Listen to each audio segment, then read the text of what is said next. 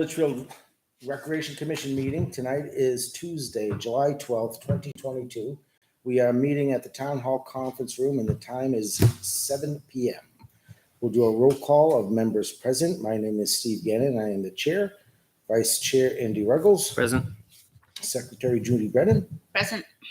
Member Peter Ames. Present. Member Mike Bosky. Here.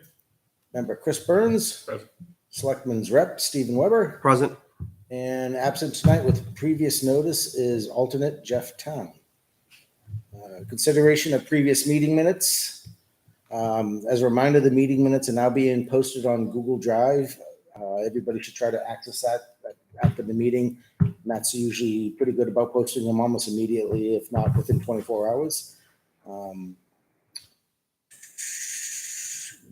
Judy, something I'd like to discuss is moving forward, if we could start posting them on the Google sites. Is that up and running? No, Not yet. Okay. no, I gotta work on the folders and, Okay. No I worries. have more time if you want to okay, that would be tackle great. that. Sure. Because now that I'm almost done finding all the old minutes and the history of the ropes course, now I can move on to something else. Perfect. We should be posting them, and if we could put them on the Google site and then have John link it, that would be sufficient. The minutes? Yeah. Or the agenda of the minutes? Meeting minutes. We have two meetings to approve. May 10th, 2022. Absent that evening was Jeff Town. Has everyone had a chance to review the meeting minutes of May 10th? Yep. Yep.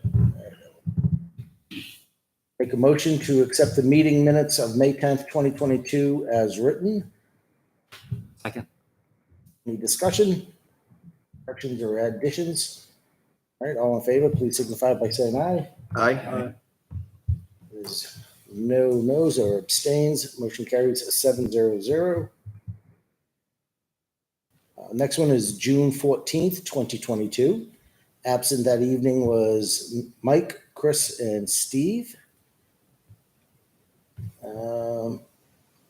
As well as Jeff Town. I think Jeff was there.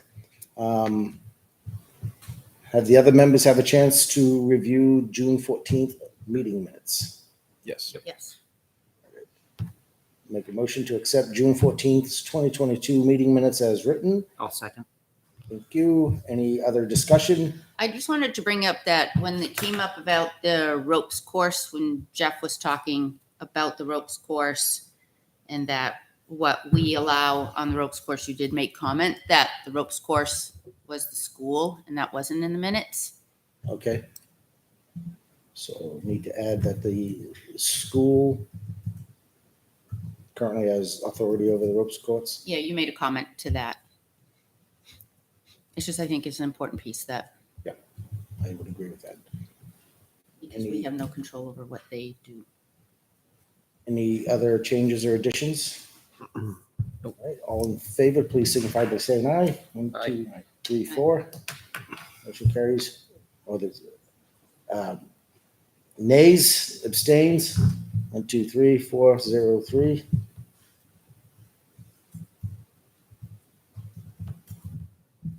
All right, public input. We have you guys on the agenda, so public input would be for anybody not on the agenda, but you are definitely listed. Facilities and field requests. I want to make a public reminder that we request to have all facility and field request forms, certificates of insurance, background checks submitted to the Recreation Commission at least 2 weeks prior to the start of the event. 4 to 6 weeks in advance is even better and allows us to get everything set up and scheduled. The first one is Litchfield Youth Flag Football League.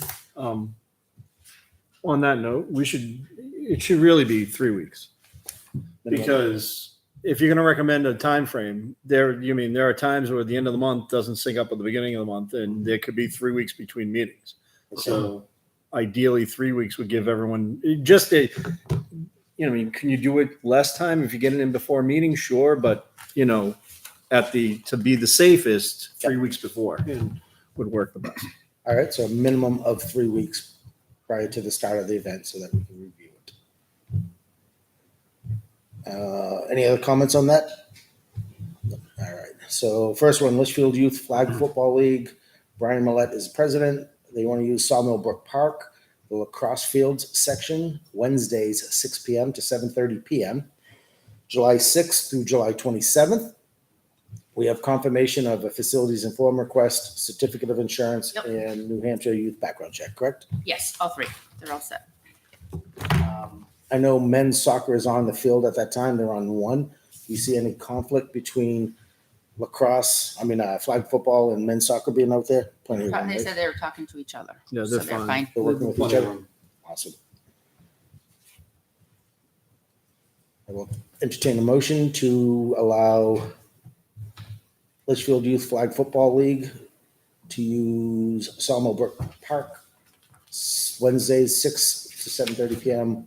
from July 6th through July 27th. So moved. Second. Thank you. Any other discussion?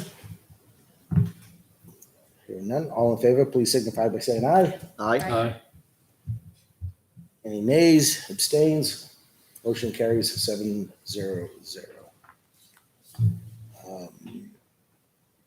Boot camp at Dara, Debbie Rice Brennan, looking to use general area at Roy Memorial Park, specifically around Talent Hall, Tuesdays and Thursdays. No times specified. I'm guessing somewhere between 5 and 7. 5:45, 6:30. Either half the hoop court if it's not being used or the grass near the building. Tuesday, Thursdays, 5:45 to what? 6:30. 6:30. So let's say 5:30 to 6:30. She's looking to start, it says July 5th, but she wants to basically continue until October 31st. Yeah, so it'd be going forward, Yeah, going forward. which would be 14th. That would be this Thursday. Yeah, Mhm. 14th. We have the facilities and field request form. Yes, We have a certificate of assurance that specifies the town is covered. yes. She will not be having youth attend her training session, so we do not need a form at this time. If she does going forward, she will be required to fill out the background check. Yep. All right. I will entertain a motion to allow boot camp at Dara Pond to utilize the area around Roy Memorial Park, specifically Town Hall, Tuesdays and Thursdays from 5:30 to 6:30 p.m. from July 14th through October 31st, 2022. And they will proceed in their current configuration until October 22. And then next year, they'll have to come forward, obviously, to resubmit. So moved. Second. Any discussion? Where do we stand on the for-profit We're gonna issue there? we're gonna discuss that. Okay. Yeah, I have some feedback. So comment just, I think based on our previous conversations, we kind of understand that, for-profits, we're going to allow for them. They're just going to be further down in the tier of what we approve. So if there's a conflict, we're going to give priority to nonprofits, particularly Litchfield-based nonprofits. Is that Yep. fair Exactly. understanding? Yeah, that's the Yeah. tier. Okay. Yep. So the pricing, I think we'll deal with separately because that'll be for any for-profit. But yeah, I'm good to. Because the only conflict I just want to note is the basketball skills camp on Tuesday nights. But She had written. I know she uses the right hand side. a lot. Have hoop court Yeah. or grass. It said or grass. Yeah. So So it's not a problem. I just So want to the note it. understanding is if basketball is out there practicing or Yep. playing, she will Yeah. use it said that grass. location. Mhm. Any other discussion? Okay, hearing none, all in favor, please signify by saying aye. Aye. Nays, abstain. Motion carries 7-0-0. She did ask to be put on the schedule. I don't know who does our schedule. Like the calendar? Yeah, the calendar. I mean, put on the calendar. And I don't know. We don't have a specific spot that we would list there, but we don't have courts on it either. So that's something Yeah, we the need to calendar- adjust. I think. Needs to be updated. That's something I mentioned to Jeff. Because it does have it doesn't list the basketball courts. Right. It looks like it's been copied multiple times, so it's definitely something. Our facilities and field request form, as well as the calendar, should be updated to include both. Yeah, I feel like the court should be added to the facility request form too. Yeah, it doesn't say it at all. Yeah. I could add her to the calendar.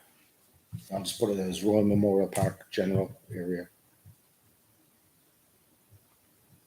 Any other discussion on that?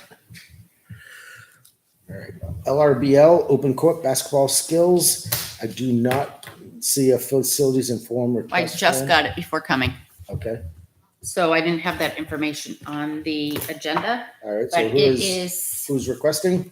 it is Trixie? Litchfield, yeah, Gardner.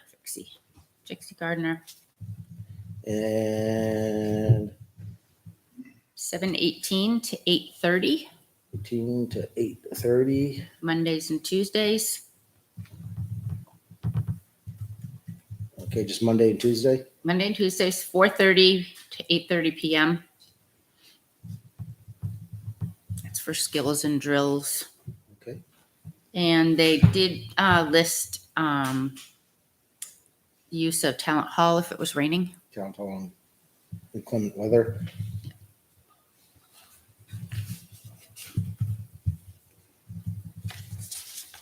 Um,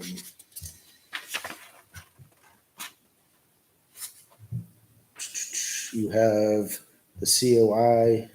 Yes, but their new one that was renewed at the end of or in June does not list Town of Litchfield.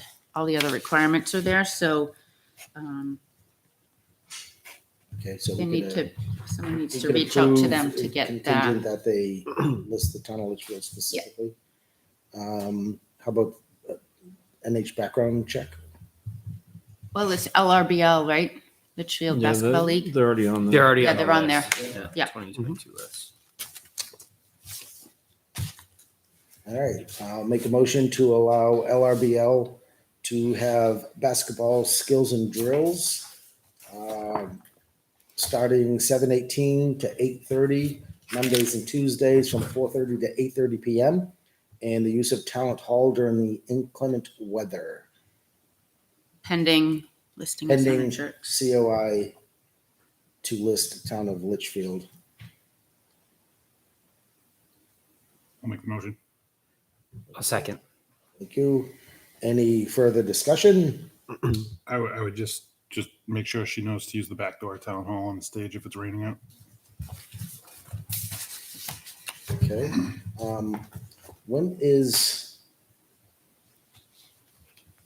Jason Combs doing his stuff? I think that's Wednesdays, Wednesday nights. Yeah. All right, so there's no conflict? Nope. All right, no other conflicts that we are aware of, right? Any further discussion? All right. All those in favor of allowing LRBL to use basketball skills and drills at Talent Hall during the courts, at the courts, Monday and Tuesday, 7:18 to 8:30, from 4:30 to 8:30 p.m. Inside Talent Hall during inclement weather, pending the certificate of insurance listing the town of Litchfield. All in favor, please signify by saying aye. Aye. Nays, abstains, motion carries 7-0. Andy, would you mind reaching out to Trixie and let her know she's good to go, and we'll get her a code? Just did, and let her know to use the back door Okay. if it's raining. She might need to, does she know how to give it to talent and use the security code and all that good stuff? They should have a code from the winter. Yeah. True, okay. Perfect. That's all I had for facilities and field requests. New business. Ethan and Alex Wallenmeyer. Guys, come on up and have a seat. Ethan and Alex are looking to do a senior project, a day for breast cancer, or breast cancer research. Seeking to use Royal Memorial Park. Actually, how about we start off by, please state your name and address where you live. Ethan Wallenmeyer, 5 Chemo Circle. Alex Wallenmeyer, 5 Chemo Circle. So you're seeking to use Royal Memorial Park to have some kind of day fair, including fun tables, booths, games, cornhole tournaments of all ages, potentially a live band. Date is to be determined sometime in the October timeframe. This is for your senior project that we definitely support.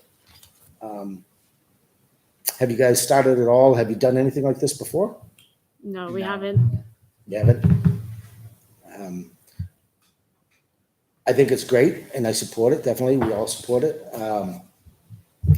One suggestion I would make is the Spirit of Litchfield is the subcommittee of the rec. They've been Christmas in Litchfield. They did the picnic in the park 2 weeks ago. Do the Easter egg hunt. Easter egg hunt. They want to do an event on October 1st. And when I talked to them 2 weeks ago, I was asking if they have any sophomores or seniors working with them for their projects. Typically in the past, we've had sophomores and seniors help us on all our events. Would you two be interested in teaming up with them? And they could help you move things along. And they've done it. They have the experience. And I think it would be great for you guys to get involved and run with it.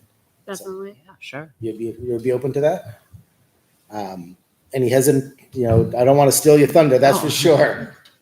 We'll take any opportunity. Okay. I have reached out to Janice Parent, and I'll reach out to Heather, who typically run it up. Last time when they did the picnic in the park, were you there? Did you know about that? It's like 2 weeks ago. I don't think so. I didn't hear it. You didn't hear about it? Okay. Well, that'll be your project, so make sure everybody knows about it. It was an all-day event at Talent Hall or at Road Memorial Park. We had the fire trucks, we had the squirt gun, we had ice cream trucks, we had food trucks. Band. Yep. It was a very good day, very busy day, and it was just the four of them doing it. And then, like I said, in the past, when we did the Chaos and Kindness concert, when we did the Family Fun Day, we would have seniors and sophomores assist, and they'd help with park, and they'd help with trash pickup, they'd help with running around, they'd help with just being extra hands-on. And I think you guys would be very beneficial to them. And I think it would actually give them a chance to get to know what the seniors and sophomores do, and they'd be able to take advantage of it going forward. And you'll definitely be able to get your time in because you'll be tired. You'll be working. So you're looking to raise funds by doing, So we have Certain like booths tables? planned okay, so they can buy like tickets for the games Okay. and stuff. Then food will probably be like cash and stuff like that. And then we have a cornhole tournament, so that'll be by sign up, and it'll probably be like $10 a team. okay. They've organized that kind of stuff before. Yep. So they'll be able to, give you better direction. Yeah, they than had us. at the And then- 603 cornhole set up. Mhm. So they'll be able to put you in touch with 603 cornhole. So they come with all their boards. I think last time they had 8 or 10 boards set up. As 8 or 10 lanes. 8 or 10 lanes. Yeah, 8 or 10 lanes, yeah. Yeah, not boards. That would be good. I assume you guys are just starting out and you're just gonna Yep. Yeah, dive in exactly. deep and hope for the best. Yeah, pretty much. And how many hours do you have to get for your senior project? 40. 40. You'll probably end up doing more than that. Yeah. Lot more than 40. And then one of them would sign on to be your advisor, who has to sign up on all the paperwork and everything. Who's your advisor? For project, we put Miss Young. She's helps with like the Alvern. She's a teacher there, but she's done like fundraisers, and she's in healthcare and stuff. So Okay. Does the board have questions? Yeah, question. Well, first of all, thank you for taking this on. So really important issue. So appreciate you guys moving this forward. Just want to ask what drove you to pick this issue? So there's many good things, and just wanted to hear a bit of the background for you guys. Well, don't want to go all sob story on you guys, but our mom had breast cancer, so she's perfectly fine now. They were able to test it and get it through, so she's fine. It also runs in our family, so her mom had it, and then her sister also had it. So it really hits pretty personal. So we also wanted to also go into the medical field. So we didn't really want to specifically shadow someone because mostly people shadow, and we're already getting that opportunity at Alvern for our CTE program. So we wanted to try something a little more different and unique. So we wanted to give it like the event. So put more, I don't know, effort into it. That's great. Well, it's fantastic. I mean, what a really important way to really honor what your mom has been through. I'm glad things turned out well, but this is something that touches everybody. So, and it's a family issue. So, you guys are doing a great job. So, fantastic. applaud you. Any other questions? So what I'll do is, how about you, how did we get a hold of you? Why don't you have them email you your Yeah. contact information? Yeah. You can get it over to Heather and Yeah, we'll put you in touch with Heather. We'll put you in touch with Heather and the ladies at Spirit of Litchfield. They're awesome. They're great to work with, and I'm sure they'll allow you to run with it as fast and hard as you can because they need a break. But they have the experience, so they know how to move it along and get things done. So I think it'd be very beneficial for all. And I'm sure they'll totally support the cause, which is a great cause. I think I have. You sent me the email. Who sent me the email? Did you reached out It to might them, have right? been me. Yeah, I think I replied to your email, but I can forward their email address. Yeah, I'll reach out to you personally, and then I'll put you in touch, and we'll run with it. All right. Thank you. Thank you. And Great. questions for us? No. We'll just figure it out. Kind of You just can- restrictions and stuff like that. So typically the restrictions are alcohol. There would be a insurance. This is the other reason why I'd like you to work with Spirit of Litchfield. They are a subcommittee of ours, so they are covered under our insurance, and they know all the rules and what can happen and cannot happen. If you were to come to us, we'd have to work it out where you'd be a subcommittee. There'd be a lot of red tape to work through. Spirit of Litchfield is already part of the commission, so they'll be able to work with us under our insurance umbrella. The restrictions are alcohol requires a specific $2 million insurance policy, no bounce houses, right, Andy? a police detail. And a police detail. The police and fire at the picnic event were there. It was a hot day 2 weeks ago, so it was really warm. The fire department came down, they opened up the hose, and they were spraying kids down. It was a good night, a good day. So yeah, $2 million insurance if there's going to be alcohol. Police detail is required. Fire detail will be probably on scene regardless. They support us with that. No bounce houses. That's About it. about it. A local lady in town has an ice cream truck. She came down. We had a food truck, the food truck that I know personally. They'll probably reach out to them, have them come down. So the food trucks and all that kind of stuff will be able to get taken care of if they're available. What else do you have for questions? Just being able to use Campbell for parking. Yep, we will reach out to the school. They're typically very accommodating when it comes to that. At the picnic event, we managed to fit everybody in the parking lot, right? I don't know if people are parking at the school. When we did the Chaos and Kindness concert, there was a lot of people, so we definitely had parking at the school. In terms of that, if you're worried about overflow, I'd definitely make sure you check the football schedule first and definitely check when homecoming is. You definitely don't want to be that. I mean, that same weekend, you might actually get more people to come because a lot of people are home, but it also may be an issue parking wise. So you may want to avoid that weekend. All right. You don't know when homecoming is, right? Is it the first week of? Yeah, I don't know. You don't know. They move it around. So could be September, could be October. You probably know before us. Yeah, I think the schedules are already out. Okay. So we can check the football schedule to see when their homecoming is. Okay, that'd be good. Good point. Either that or just shoot Coach Knight an email and see what he says.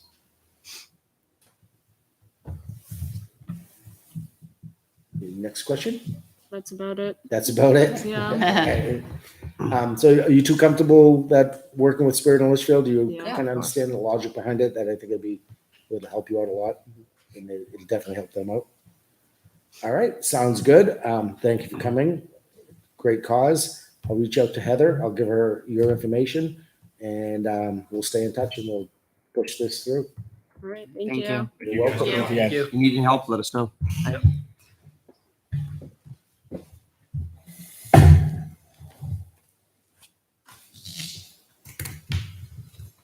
All right, moving on. Quote for Talent Hall. Talent Hall floor refinishing. We keep jumping out of there, or are we still on new business? We're still in new business. Peter. So we have tiered Tiered pricing pricing. and bylaw process. Yeah, I had. All right, yeah. Judy changed the notes on me after I wrote this out last night. Oh, well, sorry, I didn't get to the agenda till today. It's okay. Secretary. All right, tiered pricing for profit. Peter. Yeah, so based on our previous conversations, I think I'd like to make a proposal, but wanted to chat about it first to kind of set up some kind of tiered pricing for for-profits. I think we want to have for-profits to be able to use the fields. I think they do things that are beneficial to the community and community members. But at the same time, I think we want to recognize that they are generating for-profit revenue off of taxpayer-financed facilities and fields. And so I do feel there should be some type of pricing, kind of recognizing that and striking a balance that allows them to have events that benefit the community while allowing them to make profit off of the fields, but with some type of fee structure that kind of recognizes that balance. I think we want to make sure that it doesn't create a huge access barrier, but also recognizes the size of the different for-profits. That if it's a major nationwide organization that wants to do something in town, great, but I think they should pay a higher level than a local, nonprofit, mom-pop type of for-profit rather. That's locally based. So had some thoughts about that. Wanted to ask, for some feedback there. I think, we should set a low tier that has just a nominal fee that shouldn't create an access barrier and is just a little bit of skin in the game that, they're recognizing that the taxpayers support their ability to do this. But again, it shouldn't create an access barrier. Beyond that, I think we should look to the size of the for-profit organization, their revenue or the size of the event that they're looking to do. To set a couple more tiers above that. I don't think it needs to be overly complex. I'd suggest really just 3 tiers. One, that low level for low revenue, annual revenue for the organization, some mid-sized pricing, and then kind of a catch-all for anybody who's larger than $500 or $1 million for total net revenue. So that's kind of the tiers that I'm looking at. I know there's different ways that other towns have done it. Some just say not at all. I'm not on that page. I think we can figure this out and make it work. Others do have different types of pricing. Some are tiered like that. Others based on percent of revenue or percent of sales at that particular event, which I'm open to as well. But would love to just kind of have a discussion about what folks think about that. I think I started looking at this about a month ago to see what other towns around us were doing with profit, and looking at outside of that other towns our size to see. So there are some towns that do not allow it, no for profit, and then I didn't find any towns that do not charge. So for example, in Bedford, it would their lower tier was $75 for 2 hours. In Merrimack, it was up to 4 hours was $50. Wyndham did not allow it. I have like screenshots of them I did on my phone. I was going to print them out, but I didn't have a chance. So what I looked at, they either do not allow profits, or they have some type of fee. Also, some of them, you're not 100, even if you are a nonprofit, but it's not 100% from your town, there's a charge. And I don't know, somewhere back in the minutes, there is already something that exists, because as I was grabbing all these minutes that I found up in Talent Hall and in Town Hall, the Rec Commission has charged AAU basketball teams $25 per use of the gym. Pop Warner football cheerleaders, Hudson Litchfield, were charged when they practiced at our fields 2 years in a row. Those are things I just happened to see when I was organizing and sequencing. I wasn't looking for that type of stuff in particular, but we may have something that we're not aware of already that's in there, or I don't know if they just came up with things off the top of their head as to what they were going to charge, or if there's already a tier there. So, good. Do you recall if it was an actual charge or was it like a request for donation? Because we would certainly have They were nonprofits. that charged. they It were, was okay. a charge, and it was put into the Revolving. revolving fund Yeah. to be put towards town activities that we sponsored. So this is one of those slippery slopes that we discussed. I see it both ways. I believe that if be a great way of generating some revenue to put back into the fields. I also heard from the other side where I was advised, don't do it because the damage to the fields far outweigh the revenue that you would come from it.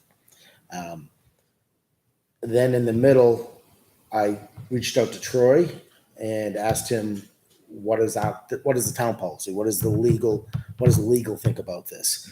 Their recommendation is the town should not charge or collect a fee. As same would waive the town's recreational use immunity. A use of premises agreement with an indemnity clause and insurance requirement is a good idea for organized activities and events, and they could help draft up an agreement regarding the insurance and indemnification language. But Mike Ricker, the general counsel from Primex, recommended that we do not charge because it basically puts us into another bracket and we lose that recreational, which is not what I expected. I also asked about, should we look at our minimum insurance policies? I don't know when this was written.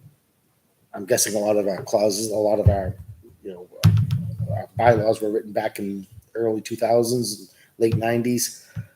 Is $1 million coverage enough nowadays? I personally think no, but they haven't come back to say yes. And if we were to do a non-profit or for-profit, how much should we charge? And then also along the same lines, if it's for-profit, I was reading the same things Judy saw. If it's for-profit with a majority of people from Litchfield, that's a higher tier or a higher priority level. And then for-profit, with a lower level, people from Litchfield will be the lower. So we already have our priority list where the schools and the sports orgs, et cetera, go down. And then for-profit would be at the bottom. So all of our other current organizations would take priority. I would find it interesting. We should go back to Primex and ask what happens if we call it a donation. Right? Change what it's actually called. So I think it's a great way to produce revenue for the recreation, but we got to watch the liability standpoint. But if we call it a donation, maybe Primex will look at it differently. So how is school property and fields different than rec? They're owned by the school. They're not owned by the town? Correct, owned by the school. Well, Because they charge. I couldn't access their fee. You have to submit your forms and everything and send it in, and then they send you something back with what your fee is. But It'd I be also interesting came to across investigate things that. where Litchfield, See, I almost kind of like that, where we see what the event is, and then because every event is so different. I mean, the other thing is, I got it at that time. The other thing is like the tiering system. Like, I don't know how the tiering system works. Like, are we going to, so, what was first brought up was certain businesses pay certain amounts. Well, if one business, are we doing that per time they use the field, per hour they use the field? Are they using just one time per every time like one big request for the season, and therefore that's all we're doing? So there's many layers in terms of how you're charging a fee. The other thing is that the rec commission has always taken the stance of like, once you let in a for-profit, you have to let in any for-profit. You can't be like, we're going to pick and choose and be like, no, you can't come in because we don't see this as like something we should be doing. Like, there have to be real reasons. But I think this board has that authority to say, well, no, this isn't benefiting the town. We do right now, but is it, when you start doing stuff for profit, does it have to benefit the town? I would think, to me, yes, I would think that you'd have to have some percentage of Litchfield residents that are benefiting from this, or else what's the point? And we can deny nonprofit requests right now. Correct. Too. So we have more latitude right now to deny things because we don't charge a fee, because we have a structure set up. It's all nonprofit and volunteerism and town activities. That pecking order may not change if we say, yeah, we're going to charge, but it is going to open up us to a bigger scope of like, well, why are you allowing this to come in when they said they have like 3 people from Litchfield. This one has 1, but there's still 1 person who would benefit. You're kind of opening yourself up to more critique. And what are we really talking about in terms of money? We're not talking about game-changing money. I mean, and that's the thing. Like if you're talking about, okay, we're going to rent town hall out for, $75 an hour, then maybe, but is that what we're really doing? No, we're talking about charging a nominal fee so that we're getting something back from a for-profit. Right. When Well, we- some towns I saw charged a percentage. Right. So it was 10 or 15%. With Would Chaos be and what? Kindness, they donated 20% back to the town. They sold 1,000 tickets for $30 a ticket, so the town got back 20%. It was 10% directly to the town and 10% to take Kids, students shopping. school shopping. But that was a big event. There was Right. substantial amount. Right. I mean, and there's a difference because we Right. can work with things in part. Organizations come in, partner with us for an event, Right. and donate something back to us is one thing. Saying, we're going to start charging a fee for everything. So, Blast, it's not Blast, but one of the other programs always used to come in and use Dara.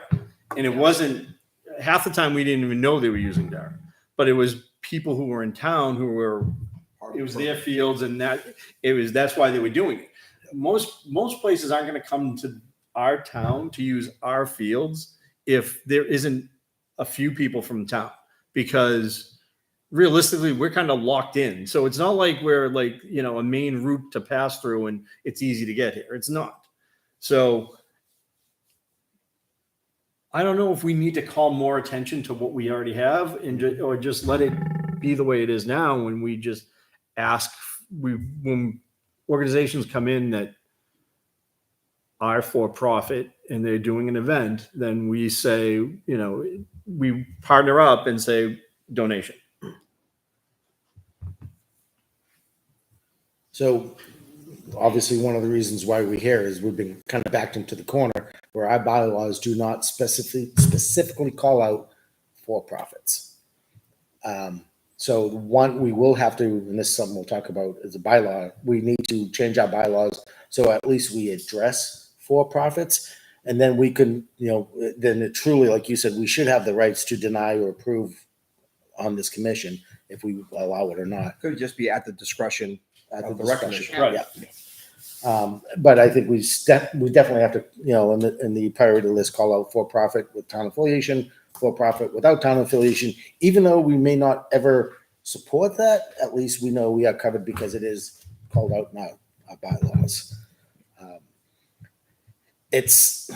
I looked at it both ways. I talked to some other rec commissions, and I heard it both ways. Like Merrimack charges, they have lights and they're making money off it, and they have a lot of funds coming in. But Our lights, fields you have look to good pay because extra. we keep them to ourselves. Right. Well, Merrimack also has a paid people on their rec commission. Right. Hudson has paid people on their Right. rec Full commission. time. So it's, there's a difference in what you're doing. Besides the fact of having someone who's able to manage it full time, Yep. you also have a salary to pay, and therefore that goes back into paying a salary. Yep. And if we got to that point, that would be one way of, we're growing to the point where we will probably need a rec director part-time or whatever. Just We're for we can't scheduling afford it. Right. Building, But then that would be one way we could support it by Mhm. charging fees, but I don't think we're there yet. But we do have to at least call out for profits in either situation. now the school uses our fields at no charge. Correct. Yes. But if we use school facilities, we get charged. No, That gets charged. who gets charged? We should not be charged. Yeah, we No, don't we have been charged. It's like double taxing. When essentially. I was involved in softball, we got charged to use Campbell, and I photocopied this when I came across the minutes because it kind of really surprised me. Basketball was charged $1,400. Back and forth, we don't charge each other. Yeah. Yeah. Well, that's what I thought, but I do remember being charged when it was rec softball, when we did skills assessment and needed more space. This one right here is with Litchfield School District, $1,495, Litchfield basketball. When was that? Charged once. What does that say? Them 16 or glasses on top of your 06? head. That's That's just one I 06. yeah, that's just one I came across. Is that But I was involved more in the teens. Were they all It Litchfield was students? Litchfield. Well, yeah, Blast was in Yeah. Litchfield Rec, yeah. But you were using Campbell at the time, and I think I saw it on there. You had to pay for the custodian while you're using it. But does Litchfield basketball, when they use LMS, do they pay? No, we don't have a custodian though. Like we went like at that time when it was, they had always, there was never a custodian on. Mhm. And at the time before my time, while John was president and Andy was vice president, they had a key to get in, so they would unlock the door, get in, whatever. When I took over, the high school was actually going to try to was going to take it away, and went before because they were changing the whole locks and didn't want to keep about keys. They had a keypad and everything, so we went in front of the school committee and they let us do it. Like they let us still access the building on our own, no janitor, because they can lock it off. They can lock off the gym and they can lock off the two doors so you concentrate on that area. The high school, you can't do that. There's no way to lock off the gym. It's something in what happened when they were building it in the design. It was supposed to be there and it went away. So Campbell was Locked built. off. It gets locked off during elections. Yeah. It's not locked off. It's locked off. There's no way. So you You can't access the cafeteria through the gym the way they do it. And there's another set of double doors that you can't do. So you're kind of stuck right in that area. The vestibule in where the little hallway is and the gymnasium. I don't know. That's always been the explanation to me. They can't lock off enough that area tight enough to let people in without a janitor there. Yeah, because that's why they allow it to school to be in session. Mhm. Why there's voting. Okay. Because you can lock it off. So Because in the past, they used to always say no school voting day. but yeah, so you mean that's the high school is different from the middle school and from GMS. Like GMS, we use for free all the time. I mean, there's a request system online. You go in, request it, done. Fields, you can do the same thing. Not the high school fields. The high school fields are different. Campbell's a different animal than the rest of like the district property. Because I just saying if they come and use our fields and we like JV softball, their home field would be our field. They don't pay for any field maintenance or any of that. But if we go to use one of their fields, then we have to pay a fee towards their maintenance. I don't know if that's been the case for Since a while. since I've been on the commission, I have not seen any bills come from the school. Because soccer uses GMS's field. we use GMS all the time. No, but you're Like, saying the high school. basketball, the high Yes, school. that's Well, cool. I don't know. I know in the past that during some of the blast tournaments, they've used the high school softball field as overfill. I don't think they There ever was paid for that. no charge because their field guy donated his time. And we always gave him t-shirts and free food the whole weekend. And he had some kids who were doing their senior and sophomore projects helping. But he worked his butt off for us. But otherwise, yes, we would have been charged. Okay, so the school That's district. off Is this topic, recent? but- Is this recently or is this? Well, when was the last blast tournament that was held there? I mean, I think I finished around 2016, blast I 2017. think the last one there could have been 18, 19. Yeah, anyway. So I'm hearing that it sounds like the school has some kind of example of charging They fees do, to other and organizations. you can't see it until you fill out your form online and then they send you back with what your fee would be. I wonder how they do handle the liability to- portion of it. Access that. That's, to Same me, thing. Well, that's for the- critical. For the charging or for just the usage? Charging for the usage of it. Okay. Because like Primex came back and said, don't do it. That's why I wondered if they're under the same, they have the same They have insurance Primex as also. we. So that's why I'm curious on. I'm not even sure how much the high school really lets other organizations use its facilities. I mean, realistically, a lot of that changed when Patterson was the AD, and that's got to be 2012-ish. Was his last year there. Like He was there for 4 years. When did my kids graduate? Um, He was there when my kids were there. So Yeah, I mean, 2014. it's the same time we built Sawmill. And part of the impetus of building Sawmill is because the high school was being very difficult in terms of he was being very difficult in letting the youth program use the field for anything. And Darrow was packed at the time because softball was probably at its peak. Yeah. So trying to do all that and bring in lacrosse at the same time, that was a big push for why Sawmill ended up getting built, because we didn't have enough field space for everything in town at that point. So let me back this up a bit. So I think I'm hearing that there may be some examples from the schools we should look into, so I can offer a take on that. I definitely don't understand the insurance issue, because we're asking them to take the liability.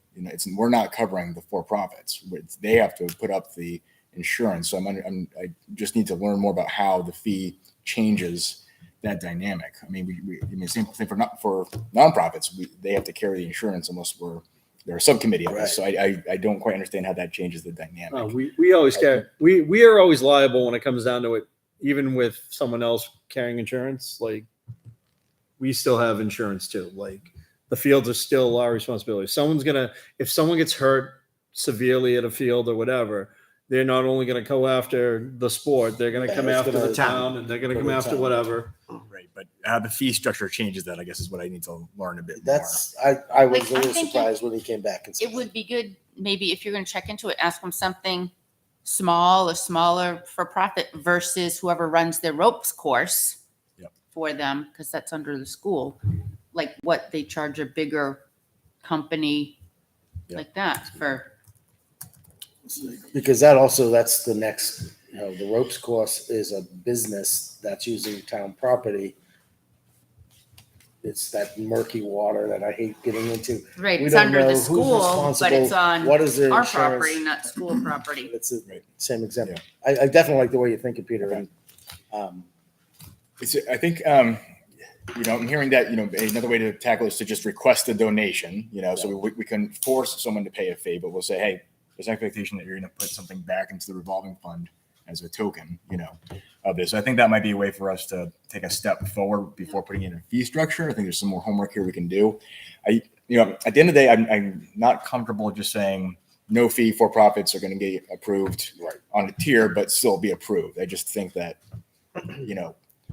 we're opening ourselves up to a whole gamut. Well, they're making money on taxpayer. that's the issue about That's the biggest thing. Yeah. Right.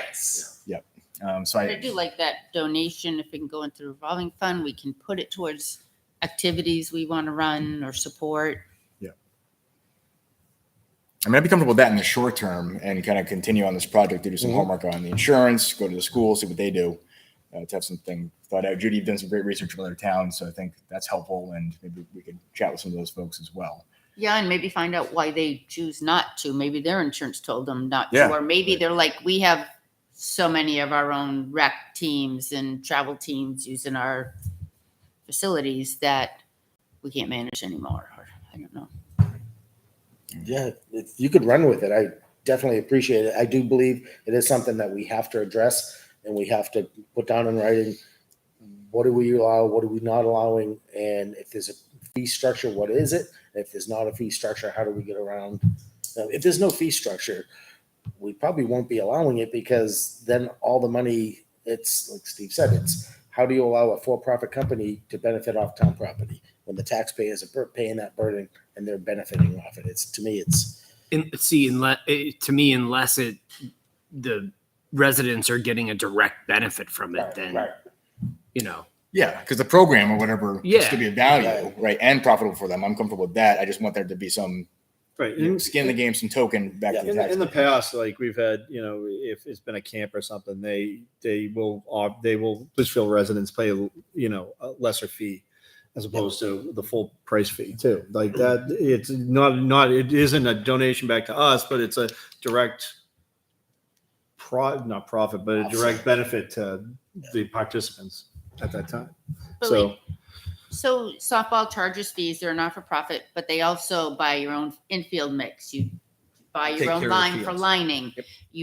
You take care of the bases and stuff that needs that kind of stuff. So your money that you're charging, you're not for profit, but it's still going back. There's still money going back into the town. The town's not Yeah. taking care of your infield mix. And or they're you not need a new paying the rubber. president, or- vice president, secretary. It's not a Right, paid But position the money is going back to the town. into the town and you're not making a Correct. profit off it.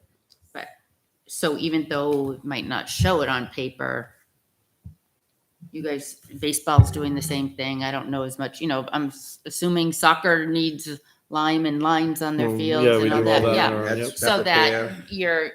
you're also taking a piece of that field maintenance for whatever your Because sport if we is. as a commission and- did charge them, it would be the commission's responsibility to take do it. care of all that. Correct. Right, So it's actually a benefit to the commission that they don't have it. Because there's no way we'd ever get that money in this budget. Service level agreement's going to be understood. Yeah. but there think is, Gannon should you're go not just online servicing on the baseball kids, you're field putting for- something back. You're putting something back Back into the into it, yeah. community and into that sport. Even, and it is a service to the community, but you're putting something back in that's helping and taking burden off us. Correct. So let me try and wrap this with a couple of action steps. So I will take, with your help, Steve, to reach out and find out more about the insurance issue and how the fee structure impacts that, including if asking for donation impacts that in the same way. I'll reach out to the schools, ask how they go about this and how they dealt with their insurance issue. And Judy, if I could work with you to reach out to some more towns, you've done some good work. Yep. Maybe task me with some too, and we can do some more homework on that. I think the next step could be just asking for a donation, at the discretion of the for-profit. But until the insurance thing is figured out a bit more, I'll hold off on making that motion. But that seems like maybe a next step to move this ahead at a future date. I like the way you're going. You and I will reach out to Troy and we'll put you in touch with the general counsel and try to get his understanding as to why or not and what happens if we do. And I can look back into all the minutes I organized too and see if there's something there that we don't know about, or if they just came up with numbers off the top of their head, or how, I don't know. All right. Any other discussion on that topic? No. Thank you, Peter. That's awesome. Bylaw process. This is something I mentioned. I thought we had to approve it after so many meetings. What the rules are. So according to the rules of procedure for the Town of Litchfield Recreation Commission, Article 4 amendments. These rules of procedure may be amended at any regular meeting by 2/3 vote of Recreation Commission members present. Proposed amendments shall be submitted in writing and read to the commission at the regular meeting the month before voted. So in my email, I said it was a couple meetings that we had to read it, but it's a time frame. It's a month.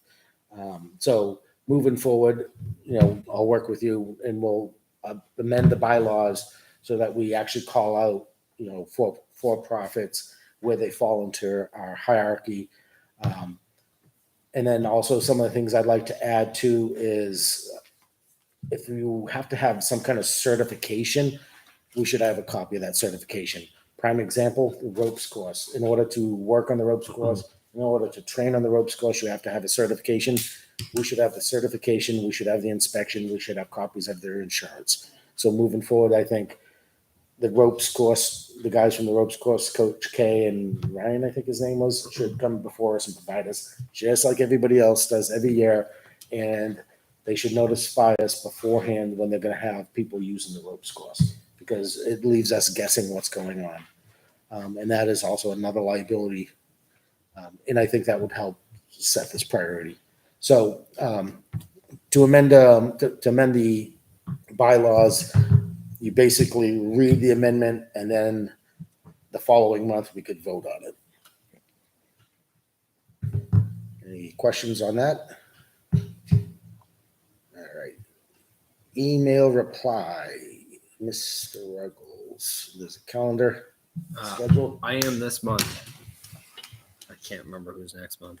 Oh, I had listed that and I forgot to put it on here. When you find it, just send it out and Yeah. that'd be great. Thank you. All right. Oh wait, I got it right here. All right. I am this month. Mr. Burns is August. Peter is September. Steve Weber is October. Judy is November, and Jeff Town is December. And it starts back over again. No, it doesn't start back. I'll have to continue it out. Yeah. I think it would go back to Gannon for January. Then Mike. You got you're like, wait. Hiding underneath Hey, it. I hear my name. I'm all set.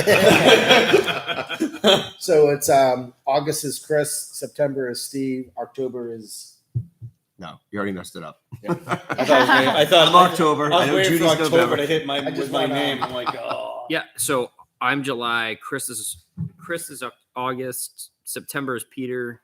October is Steve Weber. November is Judy Brennan. December is Jeff. All right, thank you. I just wanted to make sure that Matt is able to get that information down.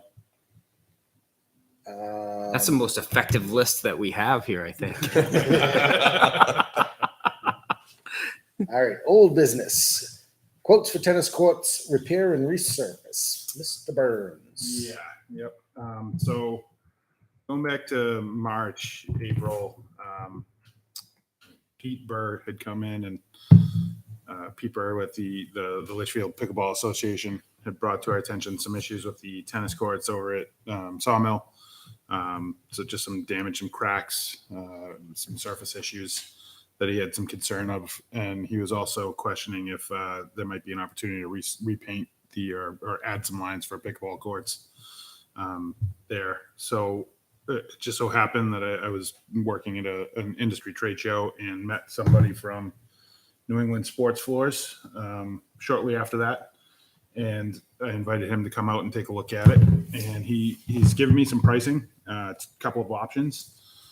One, just to repair the surface cracks as they are, and repaint and reline the courts as one option, kind of a temporary. Well, not temporary, but like that's kind of the first tier. Another option he gave me was this product called Titan, which is a sports floor that's made for these outdoor courts. I've got some information on it here if you want to take a look at it. Looks like they would repair the surface of the courts. Then there's a membrane that goes down over it, followed by an acrylic, an acrylic color finish, and then they can line them however we'd want or we'd ask them for. The pricing was substantially different between both options, as you can imagine. For the regular repairs and painting for both courts, and then also, like I said, adding the additional lines for pickleball was $29,900, and for this Titan system for both courts was $80,100. And I believe that when Pete was in here, obviously I don't know what their expectation was as far as these repairs or resurfacing goes, but I believe they were offering some assistance to make those happen, so they had an outdoor space to play in town locally, and I can certainly bring this to their attention. That's what I got on that. How can impact fees come into play for pickleball courts? Can't for Can't. this. They can't. Well, unless they were new Right. correct Yeah, and you cannot use. deemed necessary, correct? Like It has to be a new use. New Right. use. Correct. And we don't want to do that. I think what we'd have to do is, I think the calculation right now said that we could add a third court under impact fees, but every time you build a court, everybody builds them in twos. Yeah. So I think that's where we're at based off of the growth of the town. We Okay. could add a third court using impact fees. So if There is room we, there to do that as well. Yes. There's room there for two more, Mhm. which was part of the sawmill. Phase two. Yeah. so the way the tennis courts are built there now, Yeah. we can fit two more. We don't have to, in order to get in, let's say, for pickleball courts, you don't have to move those tennis courts over a little bit. Therefore, it Being covered by impact falling fees? under impact fees, like the softball field Mm-hmm. expansion did, where we wanted one new field in order to get that new field So- that we needed. Right now, they're One of facing the north, fields south. had They may to have be to go moved. east, west. Therefore, the impact fees also covered moving the existing field and putting in few dugouts and the new field, but the far one did not have to move, so therefore it wasn't touched, and it's the only one that kind of looks crappy with no dugouts. So right now, the two courts are north, south. Where would the other two be? Like adjacent to it, north, south, or would they be in I addition? think they were adjacent north-south, A little bit closer to Albuquerque? I think. I mean, I can't remember. It's been a long time. We're in the So, middle of rewriting the impact fee structure right now, so if we have any questions, it's probably a good time to ask the question. I mean, it seems like it's really, you have to jump through hoops to use the impact fees, like it's supposed to be there for town expansion because of, Right. population growth, but Correct. it seems really hard to. How much would it be to, So the fear is if you don't use it for the right thing and the builder challenges it Mhm. and they win, we have to pay it back. So that's the tough part. So how as the would Board a of Selectmen, we pickleball want to make court- sure that it's rock solid, that we're not going to get charged back on it before we do it. So we're very conservative on how they're used. I mean, you realistic, like, could you technically build a pickleball court? because Rather than, we Right, rather because than we have pay the one tennis in Right, courts and because we have build a zero. pickleball court. Yeah, you probably could if you can show that you had a growth. Well, it is the fastest Well, growing sport in It is. America, And- so. Yeah, It is. it's a pity. It's a pretty big group. I mean, I feel like they're worth putting some effort into too, because they give us back, they're under the rec commission and they give us donations every They're always every giving year. back. But How much putting in impact fees do the they pickleball courts doesn't help with the tennis courts, but the only ones really using those tennis ball courts are the tennis courts are used by There pickleball, so there they're are the people ones in that are town seeing that, the that use that cracks. for Yeah. tennis. There are, so you can't say that it's only pickleball using those courts, but Correct. I think it's like 136. I don't know how much of a backup there is or a demand that would lead to a backup for tennis on I those mean, courts. you could always try. I mean, you could always see if you could get the school involved, saying, once you get to 4 courts, you're allowed to have a team. You can't have a team with less than 4 courts. What was your input on that? Can The school two can't do it if it's groups put in pickleball court? towards is that- impact fees? To what? Like, could 2 different groups put impact fees towards one project? So if you put in 2 courts, could the school cover one with impact fees? And, because that's expanded for them, and then rec Possible. covers one? Or I just So was one thing hoping that, someone would say, well, we can't fit pickleball courts there unless we clear some of this land and move the courts over a little bit, and then it's all so one thing Peter covered mentioned, underneath. you talked to it. Oh, just as I talked about before, with if the schools, which is I think the long game, right, is to get a tennis team and have courts that they could use. They couldn't have pickleball lines on them, so that would Right, prohibit us from doing that if we were trying to get. right. So if we fix these tennis courts, we're gonna paint them for pickleball. If you do, then it preempts there being a tennis Right. team. But what do they get more use from, pickleball or tennis?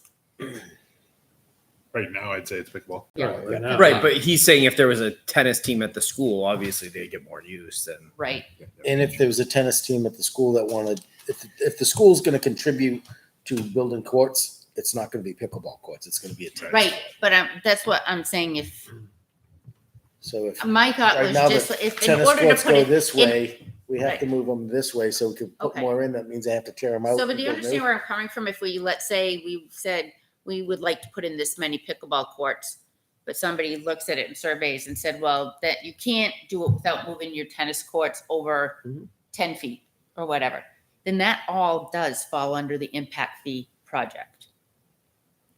Because I know that because that's how we got the field in softball. That's how it all worked. Judy, That one does person was the livable communities thing, like, would that pertain to something like that at all, or is I that? don't, the grants are average of $13,000. Oh, okay. So, and the thing is, you apply and they let you know in April, and it has to be completed in November. So they're short term, they call them quick action Mhm. plans. So it would not even cover surfacing the, Well, but it would And, cover half of it.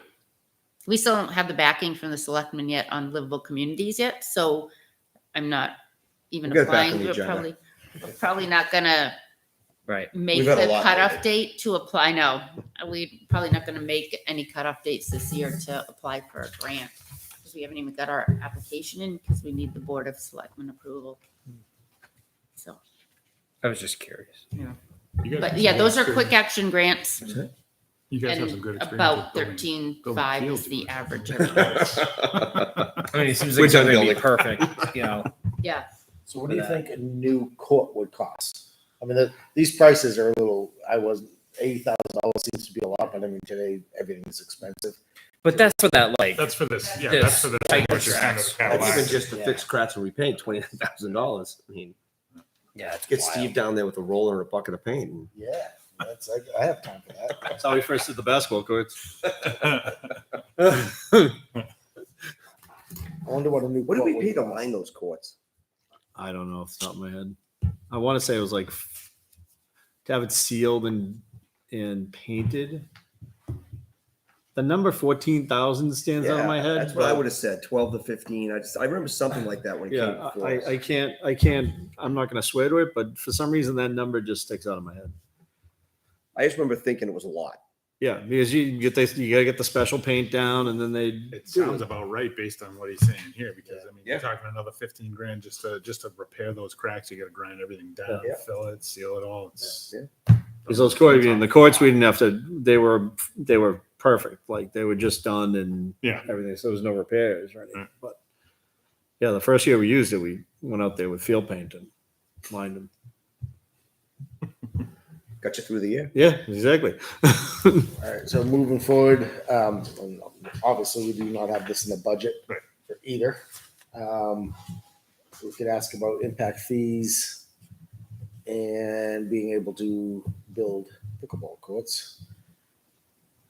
It does not address the courts, the right, it basketball. does, right. Unless those courts have to be moved in order to get pickleball courts in there. I kind of thought when I reached out, I emailed a couple of people, and a lot of guys just responded saying they're not even interested. Simply, they don't have the time. And the concern is the longer it goes, the worse they're going to get, and then eventually we're going to have to pull them up anyway. So the next question will be how much to build new courts. All right. Any other discussion on that topic? I can certainly reach out to this gentleman from New England Sports and see if that's something that they're interested in pricing up. I don't know if that's something they do or if it's just the resurfacing and floors, but I can find out. Yeah, that'd be good to find out how much it would be for a new court, and Mhm. for 80, I gotta wonder how much more is it to completely tear it out and do it. Is the material there different than asphalt that's down? I don't think so. What would it be to skim coat them? You know, put a new top coat on. Someone in town that has that experience. We know to paint them is going to be Yeah. probably 30 30 grand. Less than that. Though, 'cause you have Less to than repair that, it. yeah, 15 to probably 20, I would say. 15, 20, yeah. Yeah, I'm not sure how thick it is, if we can mill it a little bit and then redo it, or it is asphalt, right? It's just Yeah, it's just asphalt. We have But then the repainting. that would Yeah, repainting, but we do have paving people in town. So it's the throw good money at bad money. We paint it and we patch the cracks, and then in yeah. 2 years, What's the difference to skim coat? It'd be great to see what that delta is between the two numbers. and then the impact fees could go towards a true pickleball court. Yeah. All right. Yes, if you could reach out to him, Matt, see if he has an idea of how much he thinks it costs to redo Yep. 2 courts. So So Also- you want to know how much it's going to cost to redo the two court or to build 2 new courts? build 2 new courts, yeah. You also spoke to him about, is it same company? Same company, yeah. Well, I had his ear. We took a ride down to Town Hall. Took him inside there. I know that the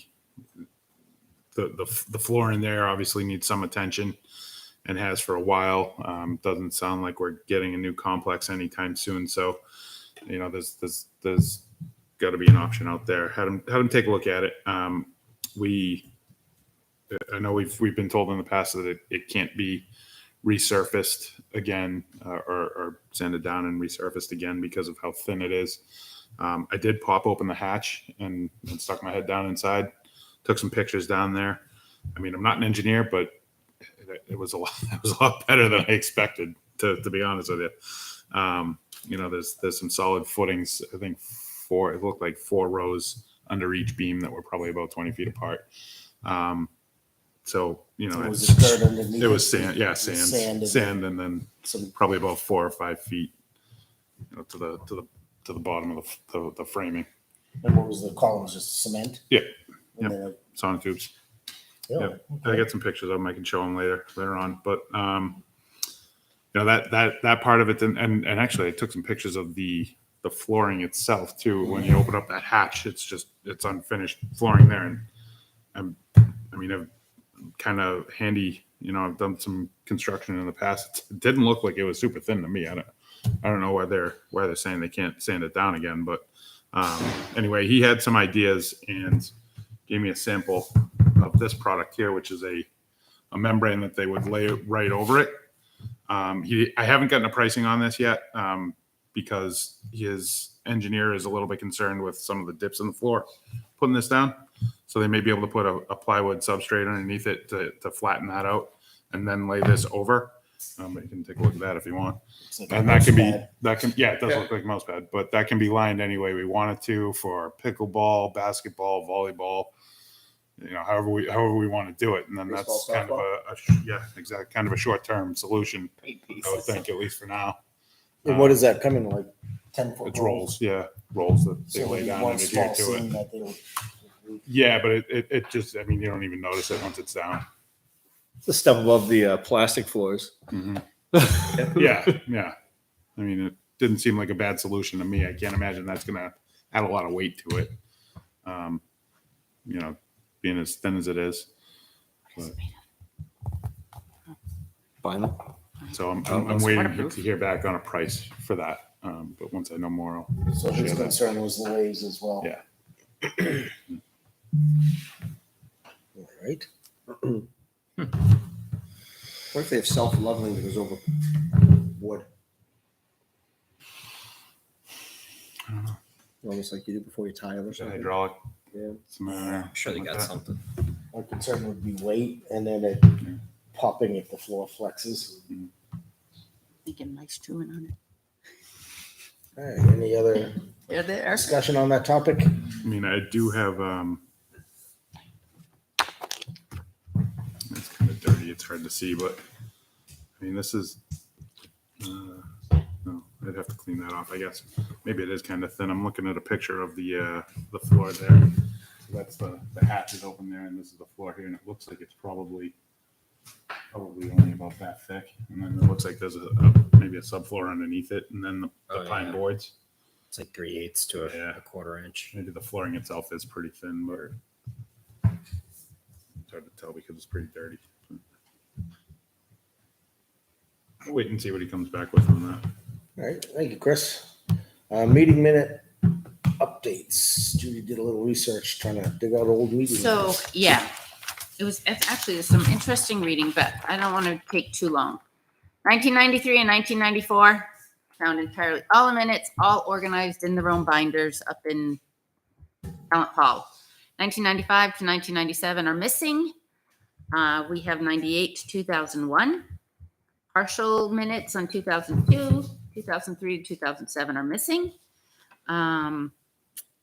March 2008 to 2010 are in binders. We're in the binder at Town Hall, where they've been, I guess, since 2008. You can go in there and go into a holding room type of place and look through them there. You're in the Okay. holding room. Sorry. 2000, yeah, I know it's the plan 2011, I room, found but- minutes from February. That's it. 2012, a set of minutes from November. 2011, up until when we started using Google Drives, they're not there. But I went through all the draws up there, and the spiders and everything else. And took what I could, sorted them into the years, put them in chronological order. They're all in binders that are ready to be stored here now that the records are stored here. Where the others are, I don't know. I reached out, like I said, to some past board members, Which others? the ones that are missing. Oh, I don't know about pre like 2012, but if you find, I don't think there's going to be any from 2012 until Matt Okay. really started taking them. Okay. So the reason I went through them because there's so many questions about the rope course. So that just leads into the next piece. So if you want to go through past minutes, be my guest. You'll be able to go in there and sit and read to your heart's content. Nice job, Judy. Thanks. Yeah, My thank you for reason doing was that. because we had so many questions about the ropes course. So I'll try to be quick too, because we've been here a while. So we'll go short story. 1999, 2000, town of Litchfield got a grant for $43,000. And it was geared towards youth recreation for kids to have something to do during non-school hours. So to increase services and encourage the kids to make healthy choices, healthy activities. So of that grant money, Benches. All ropes. 22,000 was set to the ropes course. This is when the high school opened. Coach K, Daniel Kesslinger, was selected to be for the construction of it and instruction of it, with the school being responsible for that part financially and it being part of their gym program and different groups to use it. What we did, which I thought was really cool, the rec got the rest of the money and we had a part-time recreation director for kids. Talent Hall was open 3 days a week from 3 to 6 for kids to go play pool, foosball. There were vending machines. Talent Hall? At Talent Hall? Talent Hall. There's pool tables?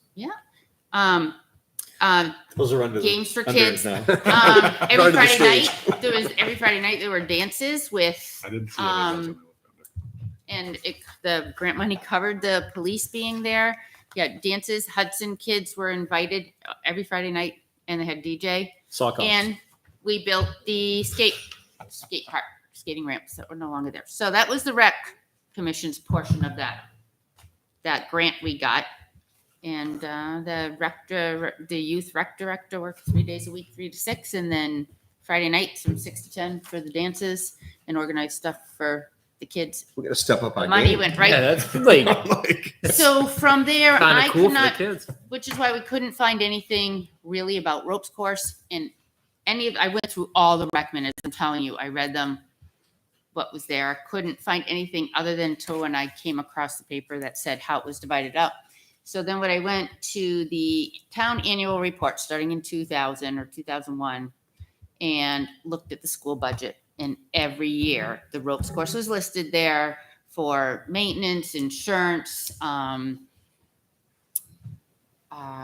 inspection. They've had it in their budget every year. So rec never had control of the ropes course. It was right from the start, before we even got the money, designated to the school. So that's the story of the ropes course, and technically the school. Coach K actually designed the whole thing, which I thought was pretty cool. He had done London Dairies and designed the whole thing. So from there, it's always been a school thing, but it is on the rec property. So that's why rec has never really known anything about it, because we never had anything to do with it. So as far as hiring a for-profit company to run it for them, that would be all under the school's information. And if you ever tried to go through the school budget and see it, I just went right to phys ed because it was listed under phys ed, and I could find it every year from the start going all the way up through this year. I did also go through some school board minutes when you can kind of Google search, put in ropes course where it's come up, where a school board member has asked, what's up with the ropes course? Let's just give it to the town or whatever. And there was a quote in there from Lori Rothhouse, who was a principal at the time, who said, no, that was basically grant money. It was given to the schools as the school runs it. The town, the rec program never ran it. And I came across a couple other school board minutes where school board members have said, what's up with the ropes course? let's give it back to the rec or give it to the rec, and where they have said it is part of our physical ed program. I don't know how much they use it or whatever, but it really was never ours to manage, and right from the start came from that grant money. And the schools. So put how money in. much does the school budget for the ropes course? There was something, I want to say about 1,500 a year. That's it? I think, because it was broken down between the maintenance or repairs or equipment. There was one thing I did find in rec where we donated $600 towards That's equipment. 1,500. Supported it way But back. then So but it does say, it's run as a for-profit, so they charge and they kind of. I don't, like, I would not even know where to go and look what they charged the ropes course people and how much of that money was put back into it. I just know it has been in the school budget every year. So it just. So moral of the story, more we and don't more have that to worry this about was it. Never As ours. long as we're listed on their insurance. We don't have to worry about it. So, But I think they came in one night and they said it's actually a class in the high school. Right. I think it's like, I mean, it almost sounded like when they came in, like it was it's a one of those, freshman like thing. they run the class for the school and they get used to the course for what they need to use. When they want to go use it. So for it's their basically, yeah, Yes. I think it's Take. offset. How long, my son hasn't been in high school for years. How long does this class run? You know, they do. It's usually one semester, and it started out semester, yeah. for freshmen. I looked at some past curriculums where it was listed. I did not see it listed for next year unless they changed the name of it, phys ed classes, because I did look at that. I really tried to be Well, thorough in what I was looking at. You figure who knows at this point, was it listed? They didn't know if they were actually keeping the rope course or Right, insuring. because, Coach right, K, when didn't he they came come in here almost and a year said they ago. cut it Right. from the budget, right? He said they cut it from the budget, and then they came back to him and they said, when are you going to run the class? And he said, well, you have to get inspected, Yeah. but you said you cut it from the budget. And then they said they didn't have enough money. They want to give him what, $500 or Yeah. something like that when So- it came to So us. an but they extra wanted it back. $1,000 ended up going in there because it wasn't in the budget. And then there was a parenthesis somewhere with $1,000, and I didn't know what that meant, except for I thought it probably came from somewhere else in the budget. They had some and they moved it COVID. They to might there. have had some. There was some COVID So- overrun funds. So they ended that up got getting it used. inspected, if I remember, because they Yes, they wanted did. to hold the class. Yeah. They actually, I got a call from Coach K last week, maybe 2 weeks ago, needing access through the gate to go do the annual inspection. Mhm. So they did it, they get it inspected again just 2 weeks ago. I asked them to copy us on the inspection report. I haven't seen it yet. This kind of falls back into this for-profit on town property. What is our liability? What is, our exposure at this point? It's another one I'd like them. to But come either way, it's forward. us or the school. So does it matter? I mean, it's all under the town. And I'm sure whoever runs it for them has insurance, Assuming. right? And whatever, Different sides of I'm government. assuming whatever Right. Yeah. non-school groups come in, the school has the Well, I levels think of we what they should. charge. The school would get that money. We need to know exactly what's So- going on with that ropes course, who's responsible. Show us a certificate of insurance, show us they're working with youth. I know they're high school teachers, but they should probably, if they're teachers, they should already have it done. But if they're not, they should have the Hampshire youth background. Give us an idea of when they're going to do it, when they're going to have courses. Like I said, a lot of us have been walked by and we see somebody on the course like, I didn't know this was happening. I just think Well, out now of we know respect, it's definitely they should there. include us more often. So that Well, we know what's going when on. I was there last night, they had QR codes up down at the low course. And when there were 3 of them, and I could only open 2 of them, and one went directly to Ryan's email, and the other one, I took a screenshot of it, goes to, nope, it Amazing. His Swiss goes bank account. to Wingspeed Adventures, their website. Wingspeed, one word, Adventures. I kind of think it's interesting that the initial cause were give kids something to do during non-school hours. And if they gave them something to do, maybe they'll stop the vandals in that town. Yeah. At least Yeah. if There there's isn't people down there a lot keeping there an eye for- out. Like putting a hose in the shed and turning it on. Well, really, the playground equipment there is for younger kids. there's not a lot for, I don't know, maybe we need a grant to open town hall 3 afternoons a week. Talk about that Yes, shit. sir. Maybe we need a Things safety in there. inspection to open town hall 3 days a Yeah. week. Things. Or take it down. So that's that. Take it down. Anyway, I don't know You have a where, track record? whatever anybody wants to go from there. I feel pretty confident in the We can go research I snack did, shack over there. and reading Yeah. through years and years of stuff, Yeah. and then looking through Use the the other budgets shed. to make sure that Figure out what is what spent in the school budget every year. So- I'll reach out to Coach K and Ryan. On the right-hand side. And Find this out. Coach That Coach one K was. is also not listed as a teacher at the school this year. He has been in past years. Hmm. I looked at that too, because I didn't know if he was still a teacher there. Yeah, see, I didn't realize he was. I didn't. I think he might have been just doing that one course. I'll reach out to him and find out what's So- going on. That's what I was able to find out. Pickleball courts impact fees, we kind of talked about that briefly. We believe we should be able to use impact fees on pickleball. It specifies tennis, but can it be? One of those questions we'll have to go ask. Yeah, because we're gonna make the tennis courts usable for pickleball. Is it the library that managed to sway Laura Morgan's decision? Yep. All right, maybe we need to hire somebody from the library and get them on our side to help us out here. Scandia did a very good job. Okay.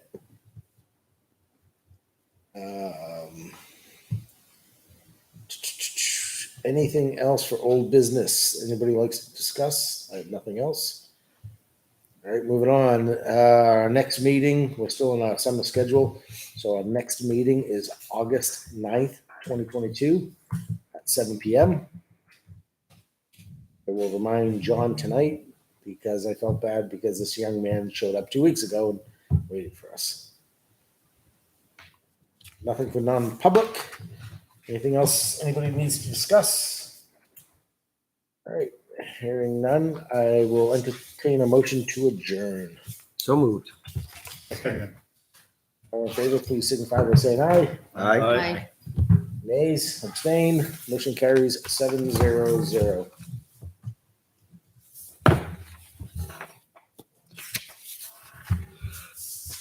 Here you go. Yeah, you can. House sale.